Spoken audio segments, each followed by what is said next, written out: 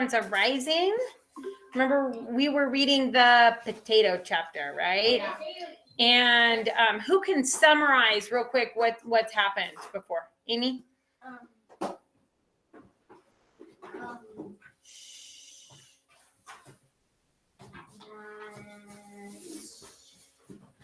Okay, who's ready to summarize and tell me what kind of took place most recently? Stop, Amy. It's too noisy. What? Not on the other days. They have a routine. Okay. Right? We're not talking about that right now. Okay, who can summarize kind of what has happened? What's going on with Esperanza's mom? Kale? She got dust in her lungs. She got dust in her lungs, which made her very, very sick with what's called, does anybody remember what it's called? Phoebe? Valley fever. Valley fever, right? And where is her mom now? Where's her mom now, Louise? The hospital, right? She was so sick that after a month of being sick, and Esperanza very careful, watching her and everything, her mom still ended up in the hospital. And so Esperanza is worried about what? With her mom being in the hospital. Kale? He said that's the place where people die. Right. She was worried because she said that's where people go to die. And Hortensia said, no, that's where people go to get better. But what else do we know that she's worried about with going to the hospital? With her mom being in the hospital. Louise? Esperanza's worried because of her mom going to the hospital, and there's a couple reasons. Oh, I know. Okay. Because she told her what Kel said. Mm-hmm. And then she said, okay, I only agree with the one Kel said. Because I forgot. Phoebe? Money, right? It costs a lot of money to be in the hospital, even back then. And her mom was the only one working and actually making money. Esperanza was helping by sweeping the platform, which took money off of their rent. And then she also helped by watching the babies so Josefina could work, right? But she wasn't actually making any money herself. And so she's worried now that her mom is in the hospital, not making money, that she needs to go out and make some money. Because she can't just let Hortensia and Alfonso pay for her mom's hospital bills. That she said that wouldn't be fair, right? Plus, she's trying to save money also so Abuelita can come and be with them, right? Okay. So now we are, and then she was gonna wrap her hair up, pretend that she was old enough to work, and they said right now they're going to cut potato eyes, and we talked about what potato eyes were yesterday, right? And then she's hoping to get more work after that.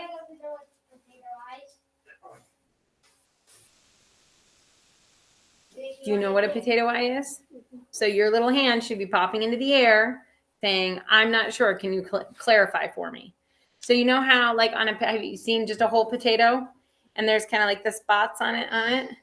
Those spots are called the eyes of the potato. And when you, and actually little things will start to grow out of each of those spots. And when you go to plant potatoes, you can actually cut up that potato as long as you have an eye or two on each section and plant multiple potato plants from different sections of one potato. So Esperanza huddled with Josefina, Hortensia, and a small group of women waiting for the morning truck to take them to the sheds. A thick tulle ground fog that hugged the earth settled at the valley, surrounding them, as if they stood within a deep gray cloud. Please stop. It's noisy. There is no wind, only silence and penetrating cold. Esperanza bundled in all the clothing that she could put on. Old wool pants, a sweater, a ragged jacket, a wool cap, thick gloves over thin gloves, all borrowed from friends around the camp. Hortensia had showed her how to heat a brick in the oven and bundle it in newspaper, and she hugged it to her body to keep it warm as they rode in the truck. Since the driver could only see a few yards ahead, the truck rumbled slowly on the dirt roads. They passed miles of naked grapevines, stripped of their harvests and barefoot of their leaves. Fading into the mist, the brown and twisted trunks looked frigid and lonely. The truck stopped at the big packing shed. It was really one long building with different open-air sections, as long as 6 train cars. The railroad tracks ran along one side, and docks for trucks ran around the other. Esperanza had heard Mama and the others talk about the sheds, how they were busy with people, women standing at long tables, packing the fruit, trucks coming in and going with their loads fresh from the fields, and workers stocking the train cars that would later be hooked to a locomotive to take the fruit all over the United States. But cutting potato eyes was different. Since nothing was being packed, there wasn't the usual activity. Only 20 or so women gathered in the cavernous shed, sitting in a circle on upturned crates, protected from the wind by only a few stacks of empty boxes. The Mexican supervisor took their names. With all the clothing they were wearing, he barely looked at faces. Josefina had told Esperanza that if she was a good worker, the bosses would not concern themselves with her age. So she knew she would have to work hard. Esperanza copied everything that Hortensia and Josefina did. When the women put the hot bricks between their feet to keep them warm while they worked, so did she. When they took off their outer gloves and worked in thin cotton ones, she did the same. Everyone had a metal bin sitting behind them. The field workers brought cold potatoes and filled up their bins. Hortensia took a potato and then with a sharp knife cut that into chunks around the dimples. She tapped a knife on one of the dimples. "This is an eye," she whispered to Esperanza. "Leave 2 eyes in every piece, so there will be 2 chances for it to take root." Then she dropped the chunks into a burlap sack. When the sack was full, the field workers took it away. "Where do they take them?" she asked Hortensia. "To the fields. They plant the eye pieces, and then the potatoes grow." Esperanza picked up a knife. Now she knew where potatoes came from. The women began chatting. Some knew each other from camp, and one of them was Martha's aunt. "Is there any more talk of striking?" asked Josefina. "Things are quiet now, but still organizing," said Martha's aunt. "There's talk of striking in the spring when it's time to pick. We're afraid there will be problems. If they refuse to work, they will lose their cabins in the migrant camps. And then where will they live? Or worse, they will all be sent back to Mexico." "How can they send all of them back?" asked Hortensia. "Repatriation," said Marta's aunt. "La Migra, the immigration authorities, round up people who cause problems and check their papers. If they are not in order or if they do not happen to have their papers with them, the immigration officers send them back to Mexico. We've heard that they send people whose families have lived here for generations, those who are citizens and never even been to Mexico." Esperanza remembered the train at the border and the people being herded onto it. She'd been thankful for the papers that Abuelita's sisters had arranged. Marta's aunt said, "There's also some talk about harming Mexicans who continue to work." And the other women sit around the circle pretending to concentrate on their potatoes. But Esperanza noticed worried glances and raised eyebrows. Then Hortensia cleared her throat and said, "Are you saying that if we continue to work during the spring, your niece and her friends might harm us?" "We are praying that does not happen. My husband says we will not join them. We have too many mouths to feed, and he has told Marta she cannot stay with us. We can't risk being asked to leave the camp or losing our jobs because of our niece." Heads nod in sympathy. "Amy, please stop." And the circle was silent, except for the sound of the knives cutting the crisp potatoes. Is anyone going to Mexico for La Navidad?" asked another woman, wisely changing the subject. Esperanza kept cutting the potato eyes, but listened carefully, hoping someone would be going to Aguascalientes for Christmas. But no one seemed to be traveling anywhere near there. A worker refilled Esperanza's metal bin with another load of cold potatoes. The rumbling noise brought her thoughts back to what Marta's aunt had said. If it was true that the strikers would threaten people who kept working, they might try and stop her too. Esperanza thought of Mama in the hospital and Abuelita in Mexico and how much depended on her being able to work. If she was lucky enough to have a job in the spring, no one was going to get in her way. A few nights before Christmas, Esperanza helped Isabel make a yarn doll for Sylvia while the others went to the camp meeting. Ever since Esperanza had taught Isabel how to make the dolls, there seemed to be a new one born each day, and monas of every color sat in a line on their pillows. Sylvia will be so surprised, said Isabel. She's never had a doll before. We'll make some clothes for it too, said Esperanza. What was Christmas like at El Rancho de las Rosas? Isabel had never tired of Esperanza's stories about her previous life. What, Luis?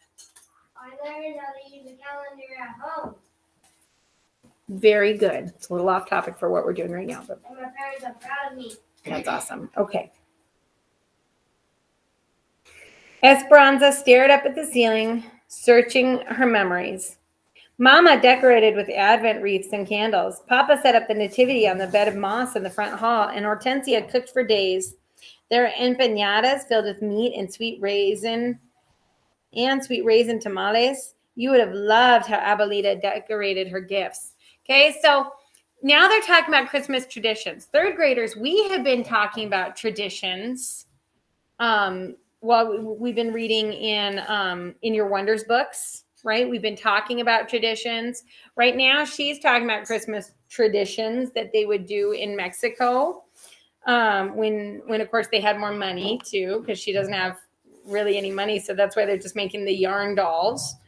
But they said, Mama decorated with Advent wreaths. Has anybody seen an Advent wreath?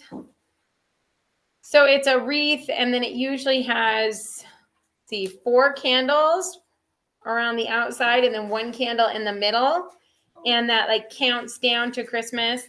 Each Sunday closer to Christmas, you light 1 more candle, and then on Christmas you light the center candle. Okay, that sounds familiar now. Yeah. Yep. And then a nativity scene is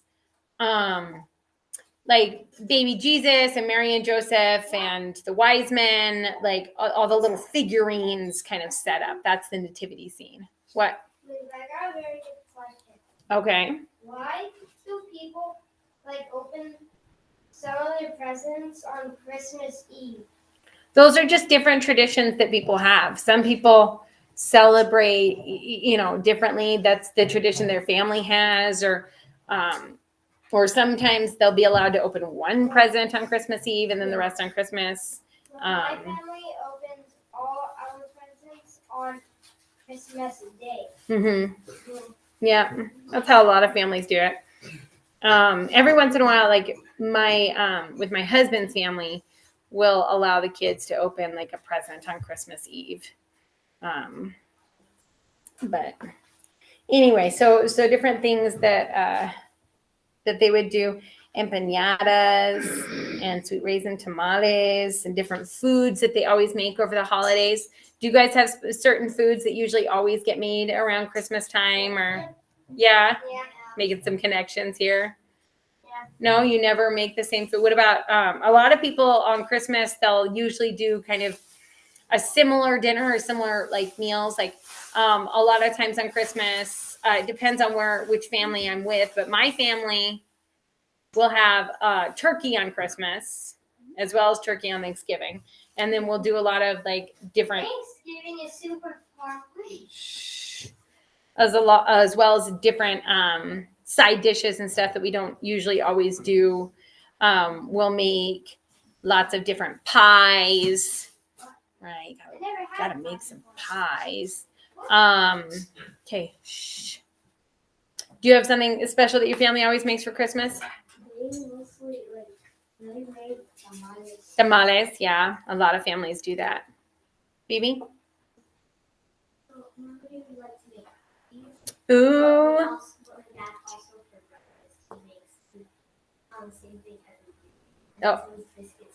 Oh, biscuits and gravy. Okay, so my husband's family, whenever we're with them for Christmas Christmas morning, we always have crepes because it's like a very, very thin pancake that you can fill with jelly or whipped cream and roll it up, and you roll it up and then you eat it. But my husband's mom is like, or her family came from French Canada, so she's French Canadian. So that was a tradition that she grew up with, that she passed on to her kids, that they always have to eat crepes because it's a special event, and crepes are something that were important to her tradition. So, what, Louise? We make cookies too. You make cookies. We have turkey and donuts. Rudy? For every Christmas snack, we always eat ice cream. Ice cream for a Christmas snack? Oh man, that's yummy. What about Christmas ice cream, Rudy? Okay. When it's Christmas, we bake cookies on Christmas, and we decorate them with frosting. We always do that like right before Christmas. Like we know it's kind of the Christmas season because we're making Christmas cookies and we've decorated them. No, that's And- before Christmas. Yeah, before And Christmas. then, for breakfast, we always eat my bread. Not on the bread, but when it's before it's Christmas, I eat cereal. And when it's Christmas, we do like kind of a little bit of Thanksgiving stuff, but we eat mashed potatoes and some chicken. Okay. Yep. So a lot of times, people tend to do a lot of the same types of things every year. So anyway, what, Troy? We're trying to move on. We got to finish. My siblings and I, we make some cookies and decorate them, and sometimes we would like to go around the neighborhood and deliver cookies to our neighbors. Yeah, This year, I don't think we're going to do that. Right, because of COVID. We haven't got to do that. Usually I make cookies with my class. We make Christmas cookies, but we haven't got to do that because of COVID. No. I know. So anyway, it is what it is. Okay, shh. We've got to finish up. We're almost done because we've got other things to do, okay? All right. Shh. You would have loved how Abuelita decorated her gifts. She used dried grapevines and flowers instead of ribbons. On Christmas Eve, the house is always filled with laughter and people calling out, Feliz Navidad! Later, we went to the cathedral and sat with hundreds of people and held candles during midnight mass, still smelling of incense from the church, and drank warm atole de chocolate and opened our gifts.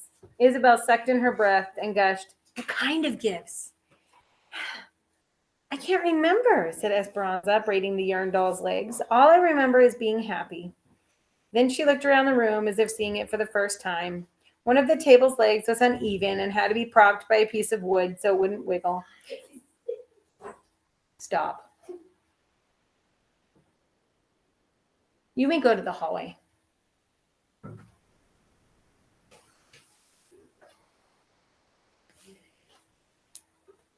The walls were patched and peeling. The floor was wood plank and splintery. And no matter how much she swept, it never looked clean. The dishes were chipped and the blankets frayed, and no amount of beating could remove their musty smell. Her other life seemed like a story she'd read in a book long ago. Un cuento de hadas, a fairy tale. Shh. Not your guys' chit-chat time. She could see the illustrations in her mind. The Sierra Madre, El Rancho de las Rosas, and a carefree young girl running through the vineyard. But now, sitting in this cabin, the story seemed as if it was about some other girl. Someone Esperanza didn't know anymore. What would you want for Christmas this year? Asked Isabel. I want Mama to get well. I want more work. And she stared at her hands and took a deep breath. After 3 weeks of potato eyes, they were dried and cracked from the starch that soaked through her gloves. I want soft hands. What do you want, Isabel? Isabel looked at her with big doe eyes and said, That's easy. I want anything. Esperanza nodded and smiled. Admiring the completed doll, she handed it to Isabel, whose eyes, as usual, were excited. They went to bed, Isabel in her cot and Esperanza in the bed that she and Mama had slept in. She turned towards the wall, yearning for holidays of the past, and repeated what had become a nightly ritual of silent tears. She didn't think anyone knew that she cried herself to sleep until she felt Isabel patting her back. Esperanza, don't cry again. We will sleep with you if you want. We? She turned towards Isabel, who was holding the family of yarn dolls. Esperanza couldn't help but smile and lift the covers. Isabel slid in beside her, arranging the dolls between them. Esperanza stared into the dark. Isabel had nothing, but she also had everything. Esperanza wanted all that she had. She wanted so few worries that something as simple as a yarn doll would make her happy. On Christmas Day, Esperanza walked up the front steps of the hospital while Alfonso waited in the truck. A couple passed her carrying gifts wrapped in shiny paper. A woman hurried by carrying a poinsettia plant and wearing a beautiful red wool coat with rhinestone Christmas tree pinned to the lapel. Esperanza's eyes riveted to the coat and the jewelry. She wished she could give Mama a warm red coat and a pin that sparkled. She thought about the gift she had in her pocket. It was nothing more than a small, smooth stone that she'd found in the fields while weeding potatoes. The doctor had moved Mama to a ward for people with long-term illnesses. There were only 4 other people on the floor, and the patients were spread out, their occupied beds scattered among the rows of bare mattresses in the long room. Mama slept and didn't even wake to say hello. Nevertheless, Esperanza sat next to her, crocheted a few rows on the blanket, and told Mama about the sheds and Isabel and the strikers. She told her that Lupe and Pepe could almost walk now, and that Miguel thought that Papa's roses showed signs of growth. Mama didn't wake to say goodbye either. Esperanza tucked the blanket around her, hoping that the color from the blanket would slowly seep into Mama's cheeks. She put the stone on the night table and kissed Mama goodbye. Don't worry, I will take care of everything. I will be La Patrona for the family now. That is the end of that chapter.